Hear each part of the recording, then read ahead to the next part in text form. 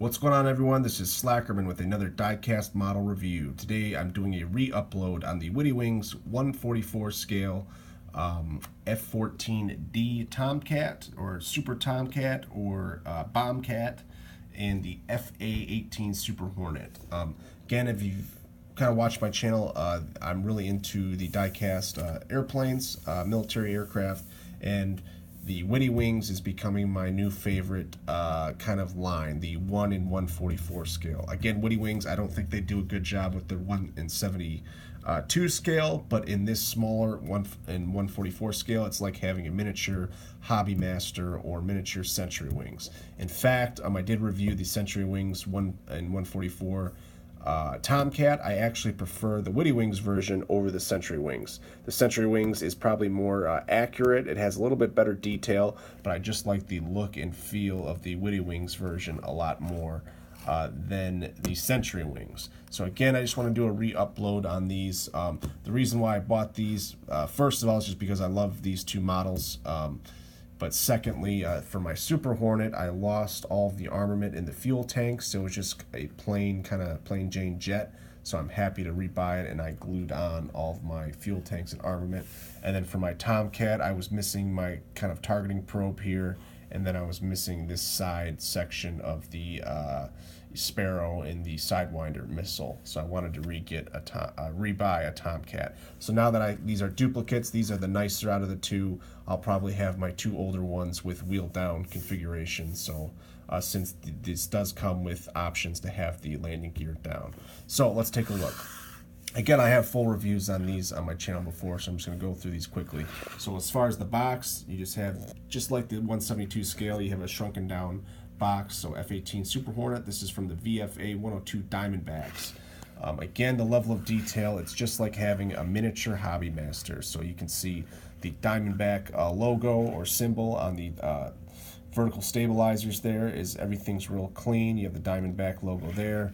The kind of Navy or Air Force star, the big Diamondback on the back. You can see that they have all the little antennas and sensors on the jet. Again, the in-flight lights, all the decals are really nicely done. The panel lighting, everything is very good. You can see going up. The only thing is these stands, sometimes you just gotta watch the stands. With my original review, I didn't have any of the armament hooked up, so here you can see I super glued everything on. So you have a long-range missile, a bomb, then you have fuel tank, fuel tank, fuel tank, another bomb, a longer range missile, and then your Sidewinder on the tip.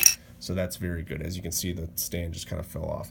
Taking a look at the underside, you can see again all the panel lining, everything looks great. There is the more, I guess would be diamond-shaped air intakes that the Super Hornet is known for. So that's very cool. Let me set my camera down. Taking a look at the back on the engines, again, they did a great job with sculpting out the engines. Has a nice chrome finish. There is the arrestor hook, which is nicely done because this is a Navy aircraft, so it's obviously an aircraft carrier. Taking a look at the underside, you have Navy, even that small writing with more of those in-flight lights looks great. Up here you can see the cockpit is nicely well done and sculpted. You have some small writing here. I think those are the pilots' names. And then head on, the nose of the aircraft is very well done too.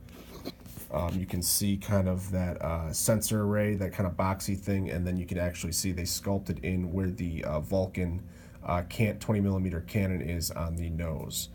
So again, here's the nose from that side and from that side, so great detail. So again, this is my favorite Super Hornet model that you can get. I had the 172 version from Witty Wings of this, and I prefer this smaller one. I just think, I don't know why, just with this smaller scale, I think that Witty Wings does a better job. When they kind of blow them up in the 172 scale, it seems like they lose their detail. I don't know why. Next is my favorite, the F-14D Tomcat or Super Tomcat. This is when they, towards the last legs of the Tomcat, where they kind of turned it into a strike fighter, similar to the F-15 Strike Eagle. But this wasn't as, obviously, as good as the Strike Eagle, but they kind of converted it to do air to ground as well. So taking a look, again, just like all the Tomcats, has that signature kind of green heads-up display. Again, all the detail is great. On this model, the leading edges here are nice and chromed out. You have the Tomcatters logo there, which is very cool. I think it's Felix the cat holding a bomb. So they call this, I believe, the bomb cat was the kind of slang term for this. Up by the cockpit, you can see the two pilots' names. You can see the rescue, the air intake, 100. All of the decals on this look great. Again, you have all the antennas and everything there. The engines is what I like the most. The Century Wings, the engines were nice and like almost closed. These are nice and open, looking like the afterburners are going off, and you can see into the engine as well. So that's very cool. Taking a look up front real quick, you have the kind of lantern pod under the nose, and then you have the targeting pod on this pylon with your sidewinder. Again, the side, tons of detail, all that small writing, the in-flight lights, the danger air intake.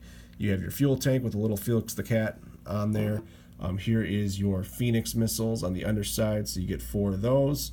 And then on this wing pylon, you have a Sparrow and a Sidewinder. So again, by the engine, great detail by the engine. You have all that small writing, Navy, VF-31, VF-31. The only thing is you can see there, that's kind of permanent, that glob of super glue. This little stabilizer thing broke off, and when I was trying to glue it, I kind of shot super glue on the underside of my wing, which sucks. But you can see that the leading edges on both the wings, the tail wings and the main wings are all chromed out, which look great. And again with all Tomcat models, the wings do move out.